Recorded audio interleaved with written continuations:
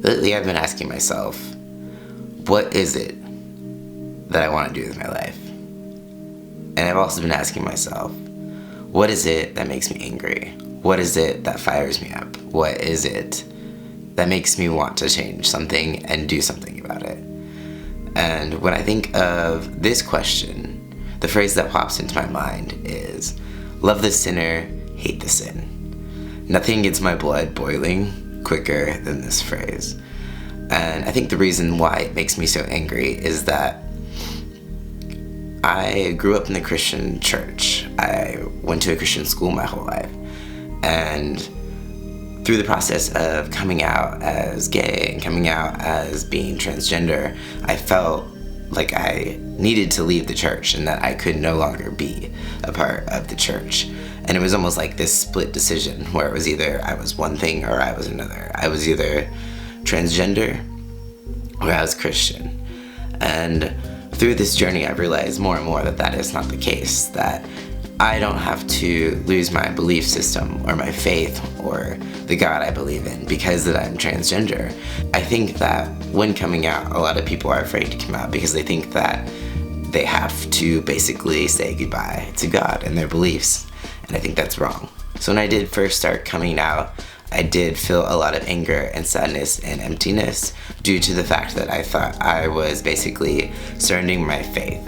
And that it built resentment and it lasted a long time, and I just had these feelings of resentment towards the church. It was almost like this feeling of abandonment, that now that I had chosen this path, that I was no longer welcome, that I was no longer a Christian, or that I was no longer a part of this thing that I had been a part of for my whole entire life. If you can imagine being part of something for your whole life and having it so deeply embedded in you, and having it just completely swept out from underneath you makes you feel incredibly lost and incredibly empty. And I really had to search for myself. What is it that God means to me? And what is it that I want for myself and my faith? And can I go back to the church? And will I ever be accepted? To ask the question, will I ever be accepted and loved as who I am, brings all sorts of strange feelings to me. So what is it that gets me riled up and angry and makes me want to do something about it? And that is when pastors and churches and Christians pass judgment on the LGBT community without actually knowing us, without ever making a personal connection. And I think that a lot of times people's worldview changes when they do have that personal connection with a person who is LGBT. It's really easy for Christians to just say that being gay is wrong, being trans is wrong, you shouldn't change yourself, you were born one way, God made you perfect, He made no mistakes. It's really, really easy to say that when you don't know someone personally who is transgender. And there is that missing connection, that missing puzzle piece to your life. I mean, it's really easy to assume anything about something that is not actually a part of your life. And so what I want to do is try and be that personal connection. I want people to hear my story. I want to meet people in the church and give them that connection and no longer allow them to disconnect from reality and disconnect from real human beings who want to be loved and accepted. I've had the opportunity to meet with a few local pastors lately, and every time that I meet with them, I feel like a new person. I feel alive, and I feel like I'm actually doing something, right? I actually have something to bring to the table. I have a place to advocate for the LGBT community. And I want to really bridge the gap between the church and the LGBT community. And that might seem very strange, but I think that anyone who is LGBT should have the opportunity to attend the church that they choose to attend. And it's great that we have our own affirming LGBT-friendly churches, but I don't think that there needs to be an entirely complete segregation. I think when it comes to the church, we forget that we are all humans and that it all comes down to respect. We get so caught up in defending our stance that we forget that love has no stance. And if we truly want to love somebody, we need to just love them. And embrace that person for who they are wholeheartedly. We concentrate too much on what is right instead of the right way to love. And the right way to love is blindly. It's almost like that first love you feel when you are dating someone for the first time, and there's that excitement and you're blind to any flaws that they have. That is the kind of love that the church needs to have for the LGBT community.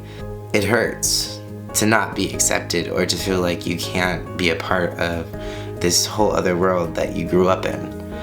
And although there's many things with the church that I don't agree with, and my beliefs are very different than they used to be, the whole picture of God for me has changed, but the sense of community that the church can bring, the good that they can bring, the serving community that they have can be a very positive thing and something that I wouldn't mind being a part of.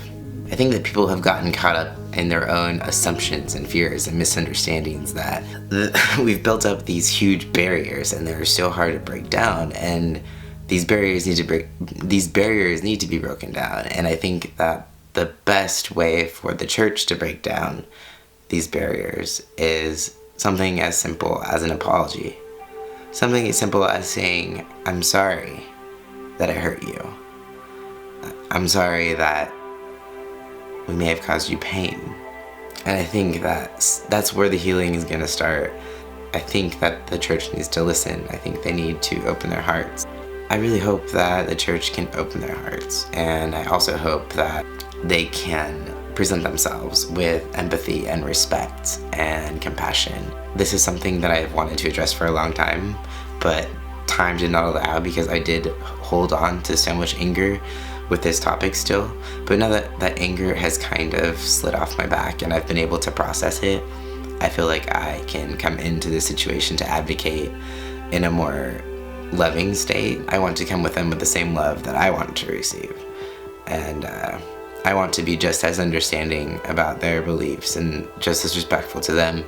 And hopefully we can exchange mutual respect. Yeah, those are all my thoughts. So I guess I'm just trying to find my place in this world, and I'm feeling very led to advocate for the LGBT community within the church.